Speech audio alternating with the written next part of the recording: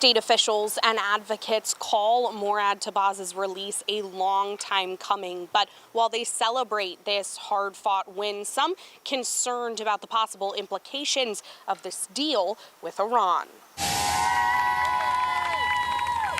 Tearful reunions and sighs of relief Tuesday morning as the plane carrying 5 former Iranian hostages landed in the U.S. Thank God, now after 5.5 years of brutality, Murad is a free man. One of those released Connecticut resident, Morad Tabaz. Tabaz is a wildlife conservationist and was detained after traveling to Iran in January 2018. He was sentenced to 10 years in prison on charges of spying and collusion against Iran's national security. I want just people to understand what these people went through. You spend days and months blindfolded. This is the pain everybody is facing and nobody is talking about. Zakah was imprisoned in Iran at the same time as Tabaz and one of the other hostages released Tuesday. He says it's important the U.S. negotiate to get these Americans home, but has concerns about this most recent deal. It should be a transparent process. It should be. I believe that the process has a lot of